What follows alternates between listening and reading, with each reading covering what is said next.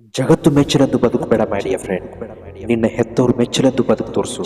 ಯಾಕಂದ್ರೆ ಜಗತ್ತು ನಿನ್ನ ಹತ್ರ ಎಲ್ಲವೂ ಇದ್ರೆ ಮಾತ್ರ ಇವನು ನನ್ನವನು, ಇವನು ನಮ್ಮ ಸ್ನೇಹಿತ, ಇವನು ನಮ್ಮ ಬಂಧು ಬಳಗ ಪ್ರಿಯತಮ ಅಂತೆಲ್ಲ ಹೇಳುತ್ತೆ.